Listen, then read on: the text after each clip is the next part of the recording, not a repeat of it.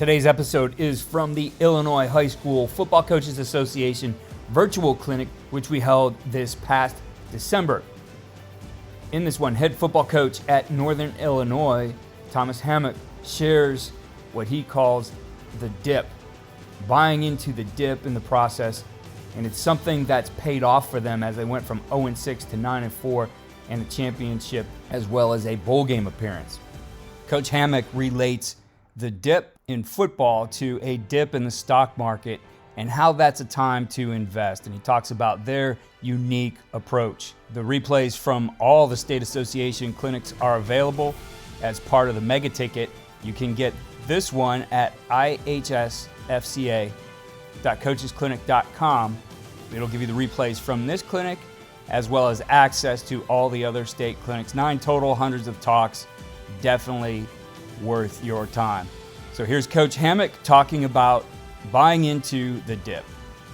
A couple of years ago, 2019, my first year as a head coach, about midway through the season, I started talking to the team about, buying the dip. And what I meant by that was, at the time we were a senior laden team. Guys had a lot of success, but there was going to be a process as I looked at the roster and things that we needed to improve upon to build our team the right way. And so I talked to him about the dip. In 2003 was one of the best times in Northern Illinois University. They beat Alabama, they beat Iowa State, they beat Maryland. 2007 was a downtime. Obviously, all of those guys that came in 2004, 2005, 2006 did not understand the process that it took to get to the level of where the program was in 2003. And so obviously 2007 was a dip. 2011, 2012, 2013 was great times in the history of our program because from that 2017, they embraced and understood what it took to get to the top. Obviously, when I took over the job in 2019, there was tremendous success earlier in the tenure. But by the time I took over the program, there was a lot of guys that didn't understand what it took to make this program a championship culture and operation. And so therefore, we talked about the dip. Buying the dip, it means obviously when the markets drop, it presents a great opportunity to buy stocks and perhaps to get more upside than you normally would as the market bounces back. So when we talk about this concept, obviously this relies on a strong U.S. market. In terms of football, as programs talk about buying into the dip, for us meant, we want to have a strong culture, and that started from within. So when you look at it, in 2019, my first year as a head coach, we was 5-7, had a senior-laden team, a lot of seniors that played a tremendous amount of football. But as we went to look at the roster and manage the roster, we had two choices. Our two choices was, one, to go into the portal and grab a bunch of players that can immediately help our program, or two, was to go the high school route. Well, when I took over the job with every aspiration of being here for a long time and building the culture and the program for sustained success. And so we went the high school route. In 2020, we had the second youngest roster in college football. Obviously, we were 0-6, but played some tightly contested ball games, some one-possession ball games. And really what I expressed to my coaching staff was, if we continue to work and stay committed to our process, these young men will get better. The experience will help them. And not only did it help them, it turned them into champions. Obviously, this season we're 9-4 with another opportunity on Friday to win another game. No team in the history of college football has went winless and transformed themselves to a 10-win team. So I think what a tremendous opportunity we have. And as you look at it, when we talk about buying a dip, obviously this shows you a brief outline of our history from 2015, 16, 17, 18. Obviously there was success, but guys came into the program not understanding and embracing what it took to have that type of success. 20 was a down year, and then obviously we are back on an upward trajectory. In order for growth, you must invest, and I think that's important. And there's a couple of things we talk about in this process that we have to invest in. Number one is the process. You don't go into it looking at the end result. You have to commit yourself to the process daily of what it takes to be great. And that's something that We talk about it as a staff. That's something that we talk about as a team, that we have to make sure we follow these things, commit ourselves to the process. The other thing we must invest in is the culture. The culture is everything. As far as winning games with a mindset and a mentality of the culture. Going into the season, obviously last year we were 0-6. The last thing I wanted our team to think about was trying to get over the hump. When you talk about getting over the hump, there is obviously some inherent pressure that comes along with it. So we took a reverse perspective. We took the perspective that, hey, we at the top of the mountain and somebody else has to knock us off. And so what we talked about all offseason was we are the best team in the MAC until proven otherwise. And that gave our players, that gave our coaches a tremendous amount of confidence that they can go into it. And as long as we do the things that we need to do and commit to the process, okay, we should have a chance. Then we want to invest in each other. You know, we spend a lot of time in our culture building relationships with the players, coach the player with administration, because I think that piece, when things get tough and when adversity strikes, there is a commitment to one another that we're going to do the things necessary to find a way to win ball games. And I think that's important and can't be missed. Investing in the process. So we talk about recruiting. One thing that we knew was going to happen is we got younger before we got better. And so when we went into it building it, obviously the portal is the quick answer, right? Everybody wants to go to the portal and grab guys. But what happens is you get into a cyclical mindset that every year or every 2 years, you have to keep attacking the portal to build your depth. We wanted to build the foundation of our team with high school players that we can develop. We are a developmental program. We take a lot of pride in our ability to develop. We take a lot of pride in our ability to evaluate. I spent 5 years in the National Football League and understand that evaluation is everything. So for the last 2 years, we have been the second youngest team in the country. And so we went from 0-6 to a championship team with basically the same team coming back from last year. Find kids who fit. Everything we talk about when we talk about investing in the process is finding guys that fit. That could be at different levels, right? If you're a high school, you have to find the guys in the hall that's going to buy into what you're telling them to do to be successful. In college, obviously, we want to find the right fit.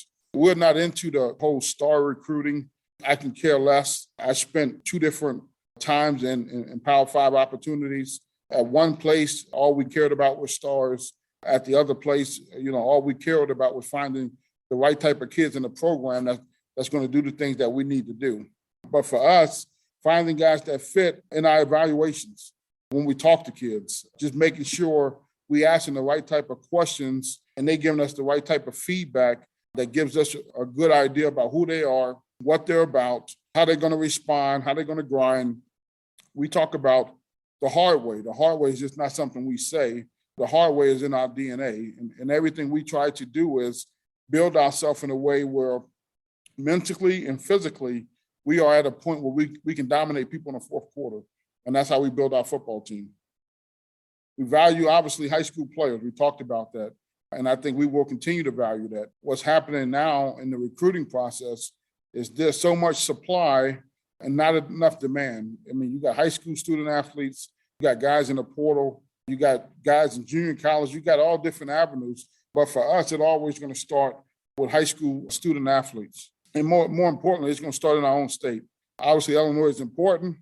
I think this call has a bunch of different states, but for us, we feel like Illinois is an important part of building our roster, guys that grew up in Illinois. 40% of our roster is from Illinois, and we feel like there's a tremendous amount of buy-in.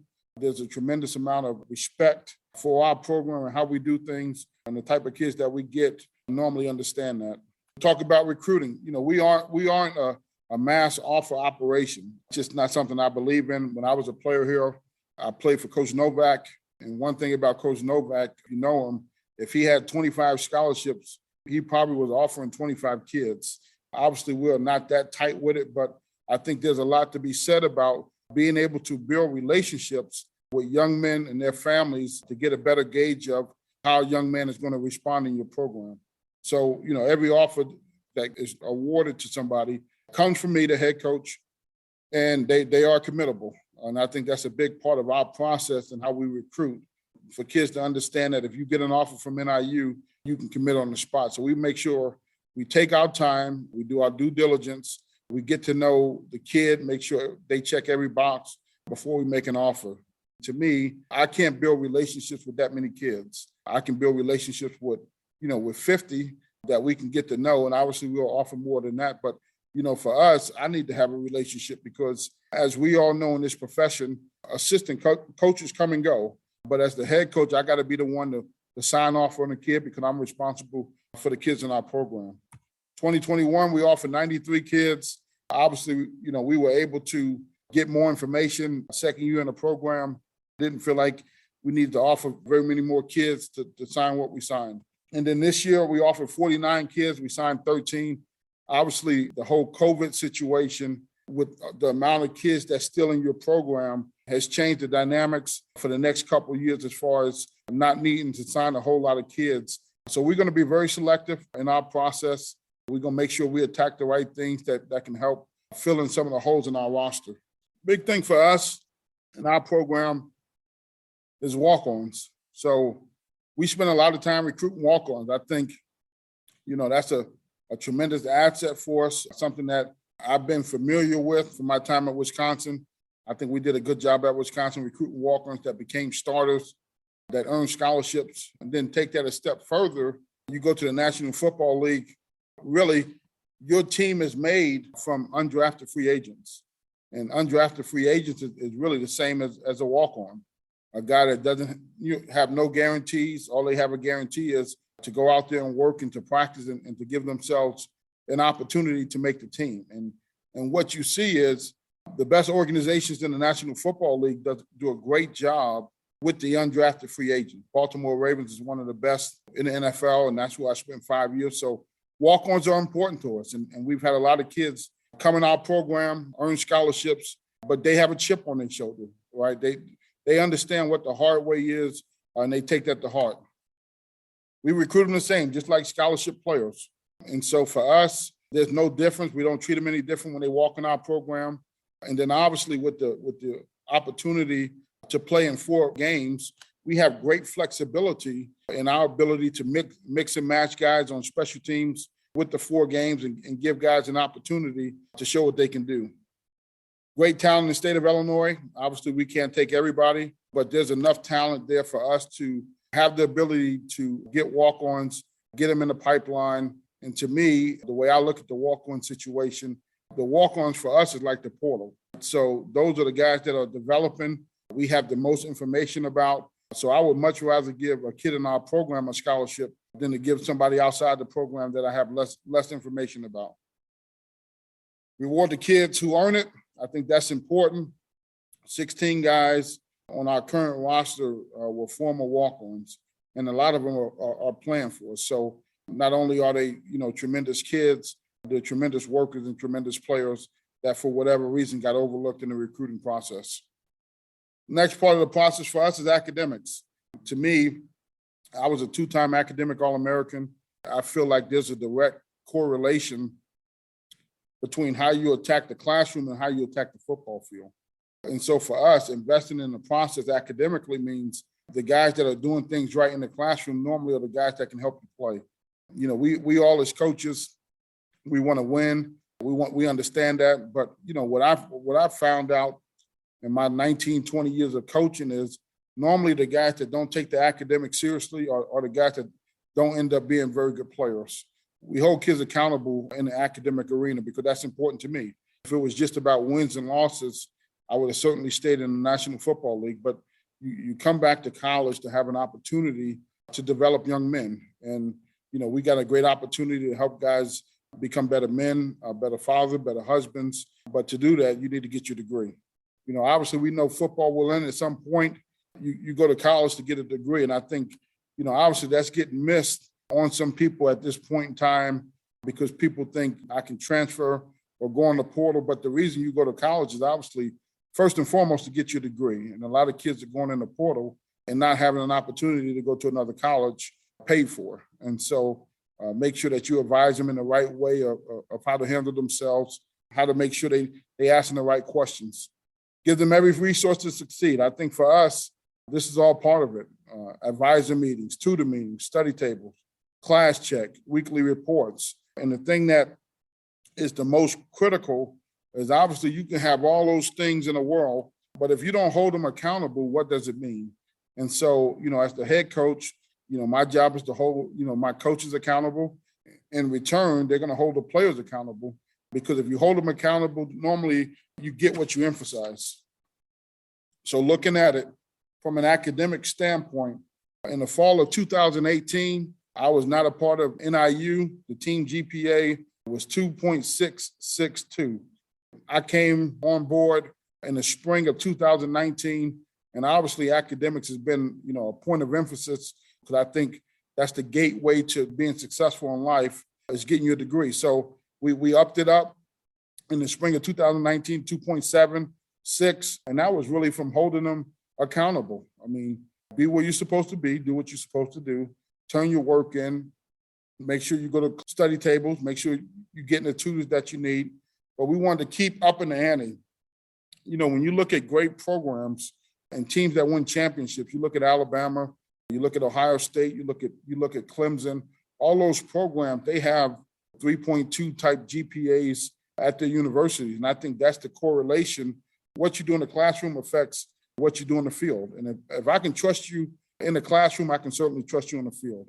In the spring of 2020, bumped it up to 3.07. The fall of 2020, obviously was our best year, 3.114. And then the spring of 2021, 3.08. And I think obviously this semester, we should get the grades tomorrow. I think we got a tremendous chance to have a team GPA of 3.2.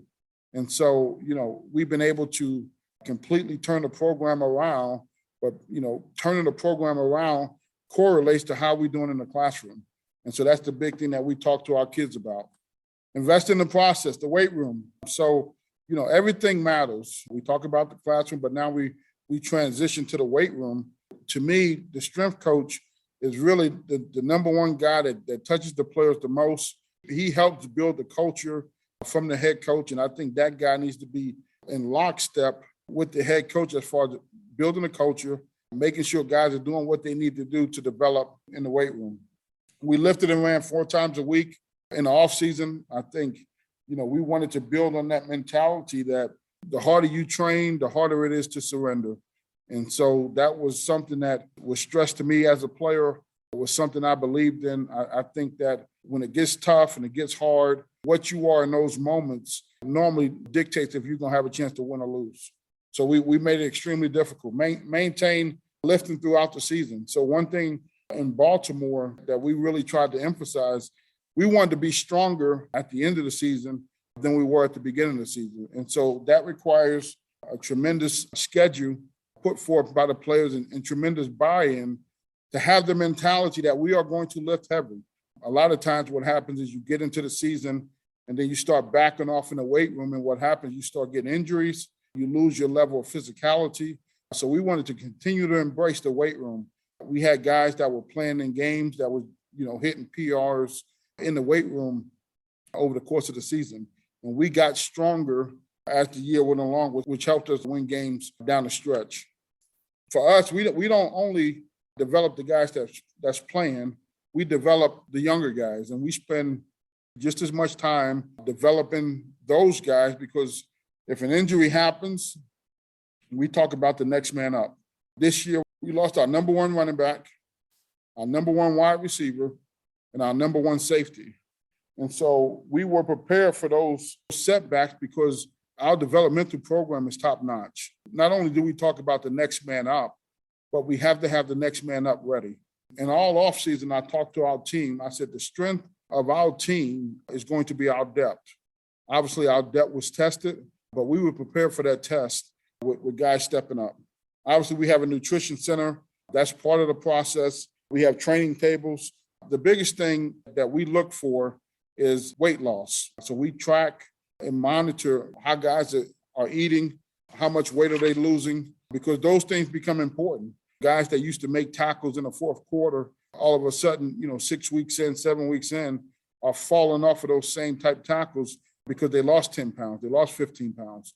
Keeping an eye on their weight checking their weight constantly, making sure they are aware that the weight really gives them a chance to be successful on the football field.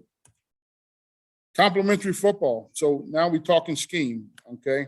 So I believe in complementary football. No team is perfect, right? There's strength, there's weaknesses, but the more you can, maximize your strength and minimize your weaknesses, the better opportunity you have to win. And so that's something that we talk about. We have game management meetings, something I took from the NFL. How can we properly put people in position to be successful? And so all three phases, we want to be complementary in fashion. So as you look at it, on offense, we average 33 minutes of time of possession. I think that's top 10 in the country. Obviously, that keeps your defense off the field.